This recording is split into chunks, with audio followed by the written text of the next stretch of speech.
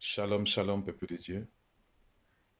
Que la paix et la grâce de Dieu soient notre partage en ce jour.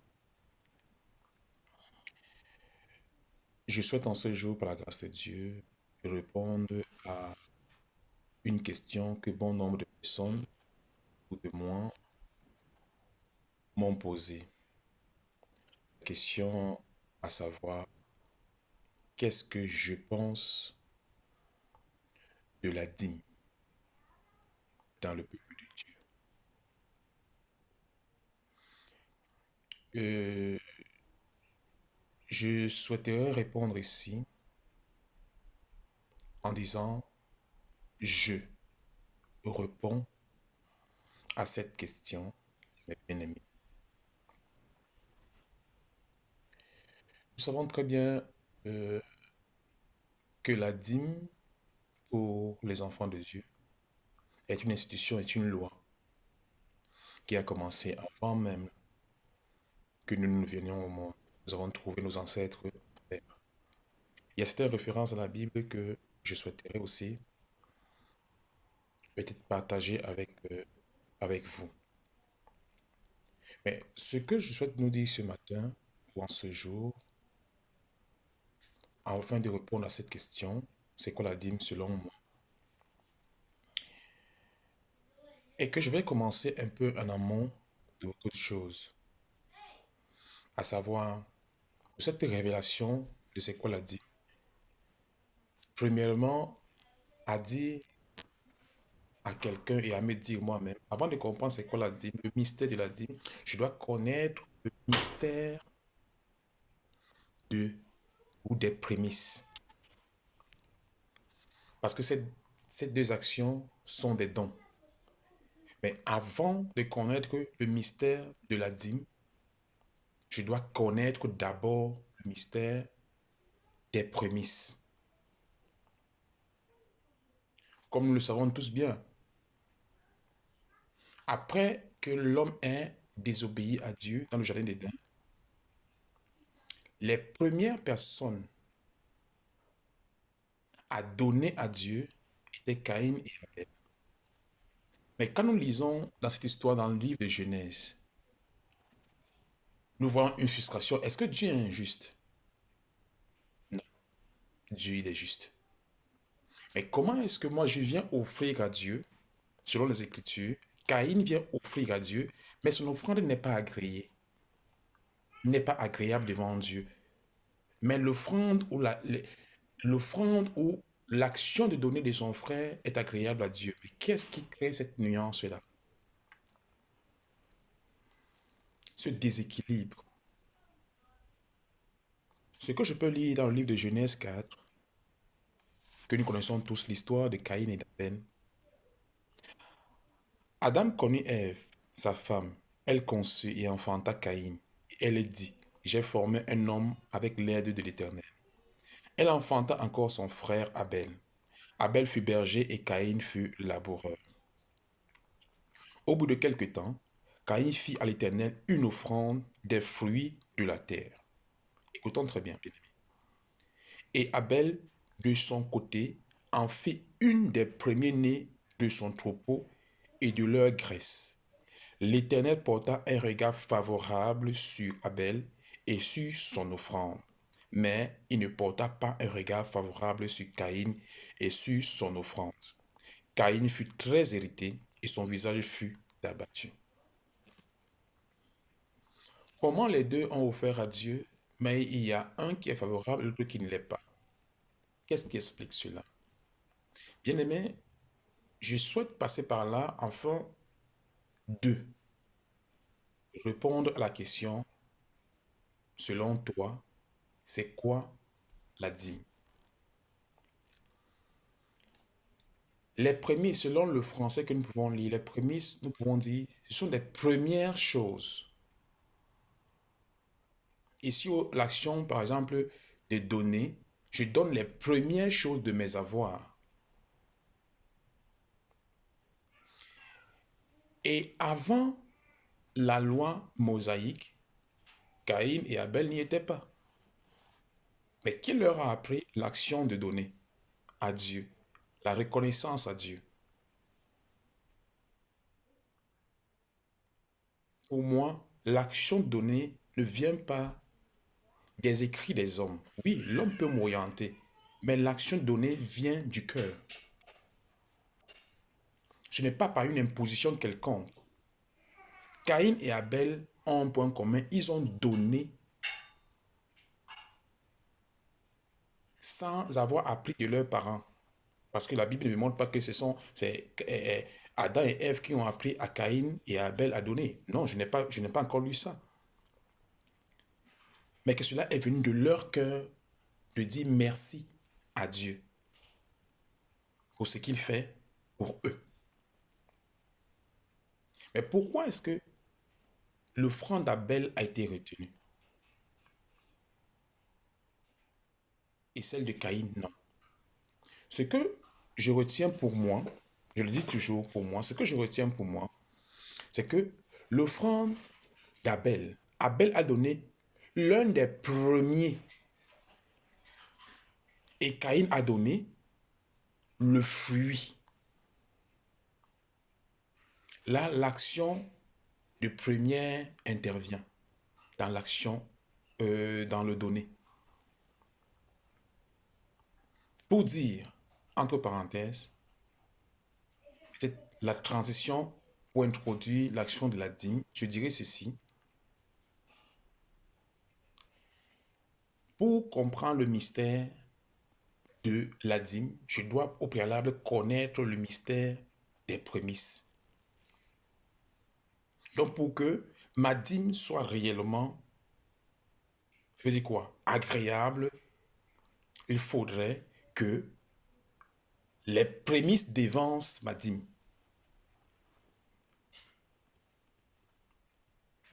En sorte, je peux dire que les dîmes sortent des prémices. Ou la dîme sort des prémices.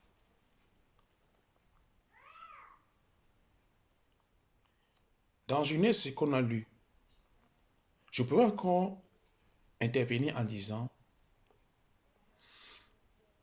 l'action de reconnaître quand est-ce présenter ces prémices.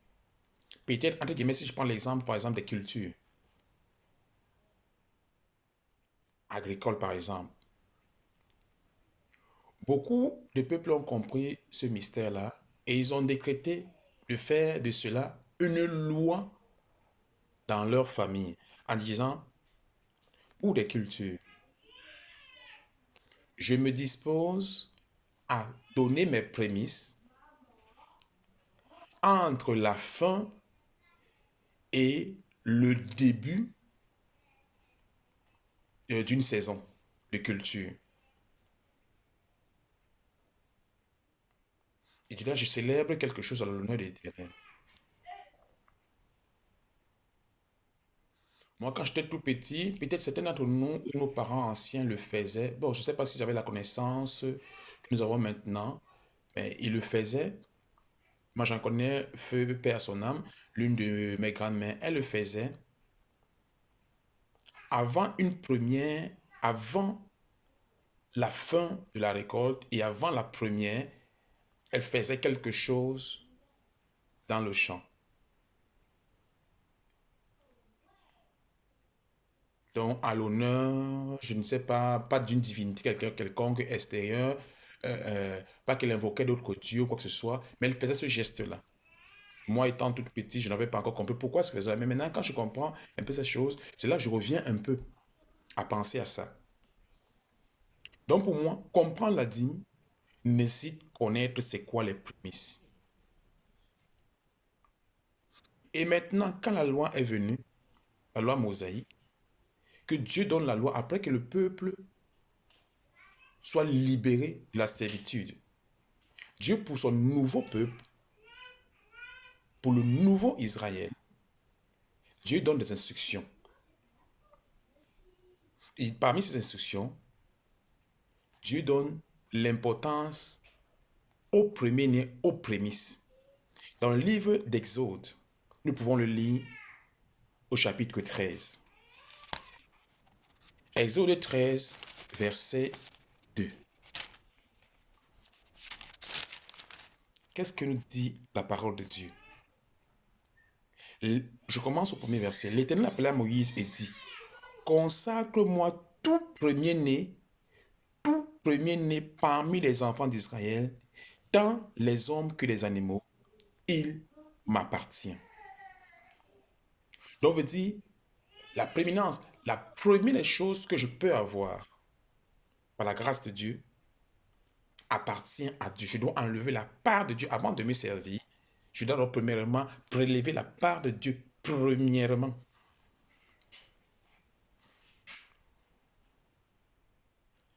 Je prends peut-être encore cet exemple. J'ai eu mon salaire. Avant de payer même mon loyer, dans ce salaire-là, je dois premièrement prélever la part de Dieu. Là, ce sont des prémices. Et ceci doit venir sans murmure, sans regret de mon cœur, mais avec libéralité du cœur. C'est pas parce que une tierce personne m'a dit qu'il faut enlever tel montant dans ton salaire. Là, tu seras agréable à Dieu. Je dirais les prémices, réellement, quand une fois je conçois le mystère des prémices, l'action de donner n'est plus un frein pour moi. Et quand nous continuons bien, euh, nous pouvons lire toujours dans le livre de Lévitique, 27 au verset 30. Lévitique 27 au verset 30. Qu'est-ce que nous dit la parole de Dieu? 27 au verset 30.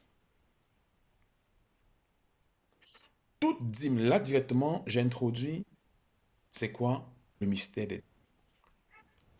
Toute dîme de la terre, soit des récoltes de la terre, soit du fruit des arbres, appartient à l'Éternel. C'est une chose consacrée à l'Éternel. Nous avons dit au préalable que les prémices appartiennent à Dieu. La dîme est consacrée à l'Éternel.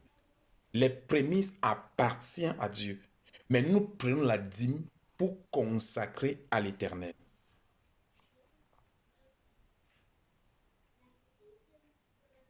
Donc, de là maintenant, on a commencé à voir un peu la différence entre les prémices et la dîme. Les prémices appartiennent à Dieu. C'est sa propriété. Les prémices appartiennent à Dieu. Et la dîme qui sort des prémices est consacrée à Dieu.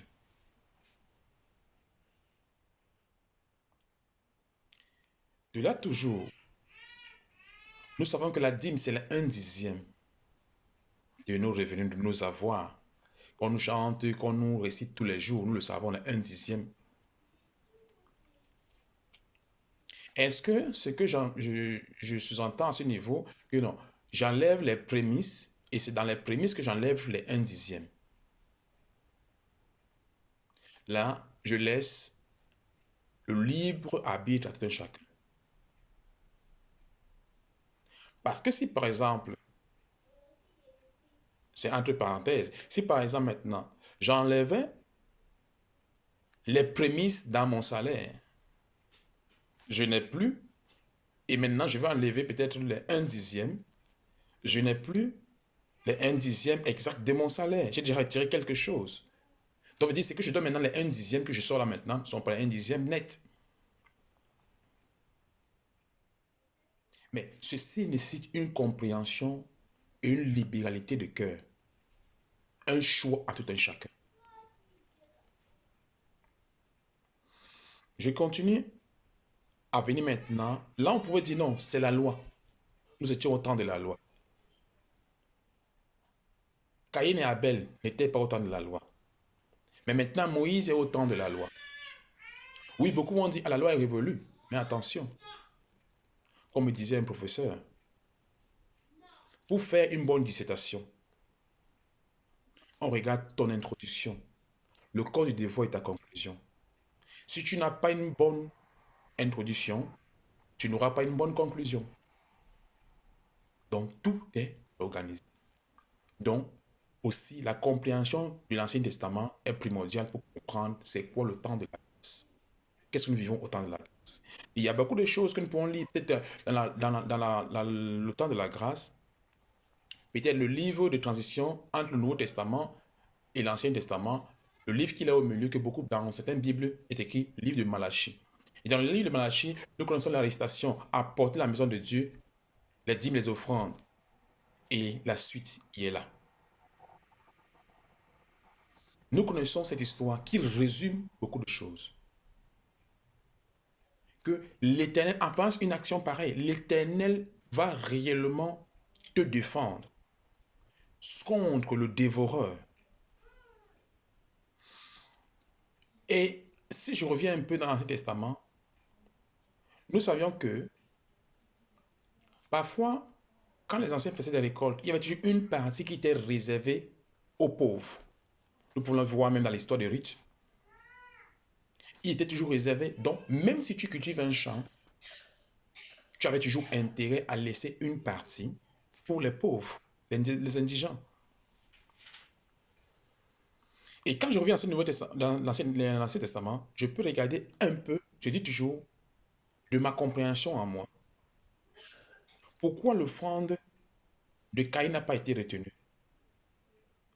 C'est ces restes de la saison qui étaient destinés aux indigents qu'il est venu présenter à Dieu. C'est pas que Dieu a refusé, mais il n'a pas porté un regard favorable. Et si nous pouvons lire la suite même, Dieu vient encore parler avec son enfant. Pourquoi est-ce que tu es irrité? Si tu fais bien demain, ça passera mieux. Mais le péché est à côté. Mais toi, conseil de Dieu, résiste. Bien-aimé, peut-être je dis beaucoup de choses, mais j'aimerais attirer ton attention à savoir l'action de donner vient du cœur. Et comprendre le mystère de la dîme nécessite d'abord au préalable connaître le mystère des prémices. Comme il nous dit dans Malachie, apporter dans la maison du trésor, la maison de Dieu. Entre guillemets encore, beaucoup de personnes peuvent dire la maison de Dieu, ce sont les quatre murs, c'est l'église, c'est la chapelle.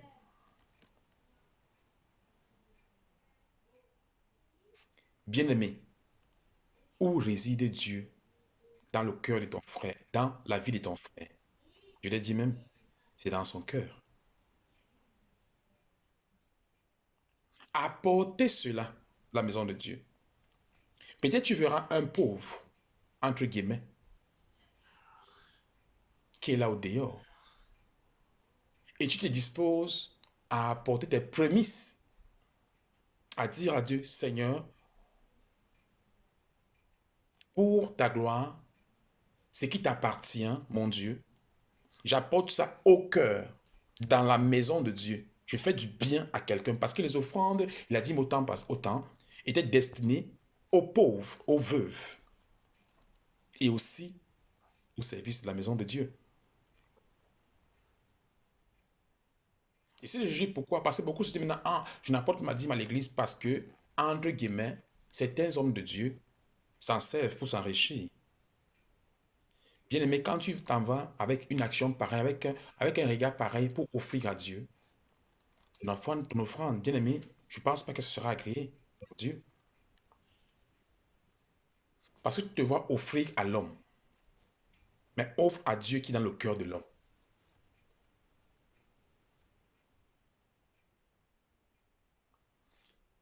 Malachie nous le dit. Apportons dans la maison de Dieu les offrandes. Et dans ce Nouveau Testament, l'apôtre Paul, je peux le résumer dans son livre qu'il a écrit aux Romains, qui est bien long dans la lecture, que nous pouvons un peu résumer.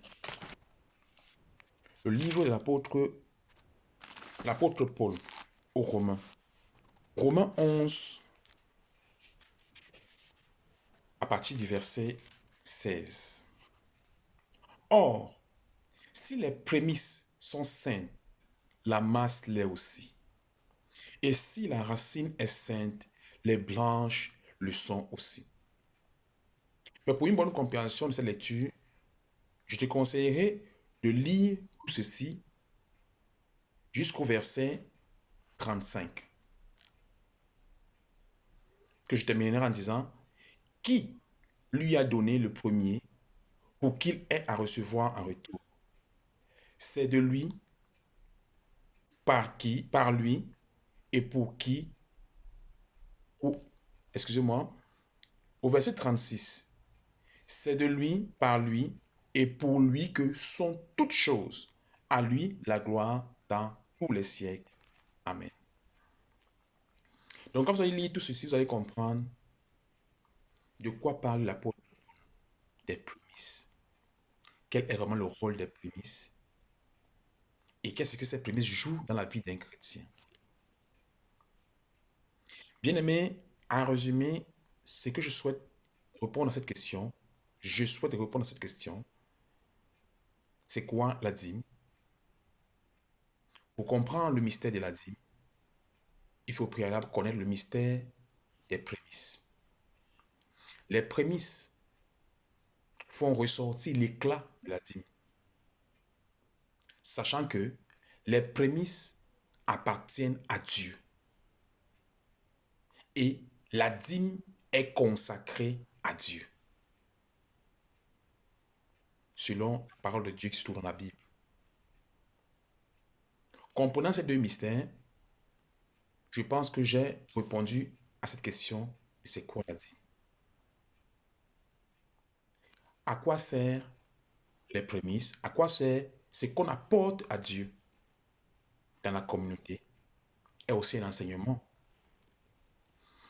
Là, je n'ai que répondu. Mais il y a beaucoup d'enseignements dessus pour ceux qui en veulent.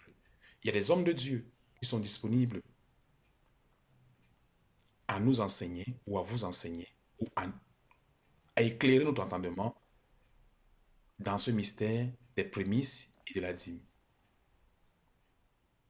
Sur ce, bien-aimé, que le Saint-Esprit continue à nous éclairer et à nous apporter la lumière nécessaire afin que le peuple de Dieu ne périsse pas faute de connaissance.